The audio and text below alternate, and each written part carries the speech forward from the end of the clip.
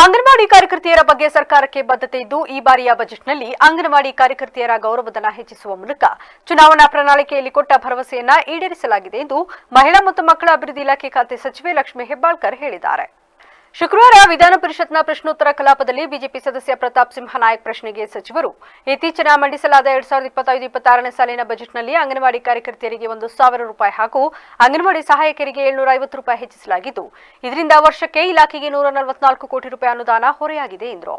ಅಂಗನವಾಡಿ ಕಾರ್ಯಕರ್ತೆಯರ ಗೌರವಧನವನ್ನು ಹೆಚ್ಚಳ ಮಾಡಿರುವುದು ನಮ್ಮ ಕಾಂಗ್ರೆಸ್ ಸರ್ಕಾರವೇ. 2017ರಲ್ಲಿ ಸಿದ್ದರಾಮಯ್ಯನವರು ಮುಖ್ಯಮಂತ್ರಿಯಾಗಿದ್ದ ವೇಳೆಯ 2,000 ರೂಪಾಯಿ ಗೌರವಧನವನ್ನು ಹೆಚ್ಚಿಸಲಾಗಿತ್ತು.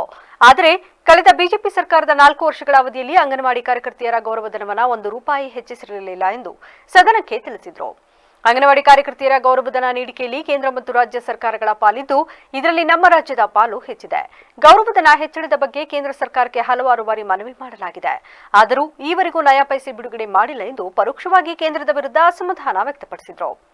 ಅಂಗನವಾಡಿ ಕಾರ್ಯಕರ್ತೆಯರ ಗೌರವಧನ ಹೆಚ್ಚಳ ಮಾಡಿರುವ ರಾಜ್ಯಗಳ ಪೈಕಿ ಇಡೀ ದೇಶದಲ್ಲೇ ನಮ್ಮ ಕರ್ನಾಟಕವು 3ನೇ ಸ್ಥಾನದಲ್ಲಿದೆ. ನಮ್ಮ ಸರ್ಕಾರಕ್ಕೆ ಅಂಗನವಾಡಿ ಸಹಾಯಕರು ಹಾಗೂ ಕಾರ್ಯಕರ್ತೆಯರ ಬಗ್ಗೆ ಕಾಳಜಿ ಇದ್ದು ಹಾಗಾಗಿಯೇ ಅವರ ಗೌರವಧನ ಹೆಚ್ಚಳ ಮಾಡಲು ಸರ್ಕಾರ ಮತ್ತು ಇಲಾಖೆ ಅಗತ್ಯ ಕ್ರಮ ಕೈಗೊಂಡಿದೆ ಎಂದು ಸಚಿವರು ಸದನಕ್ಕೆ ತಿಳಿಸಿದರು.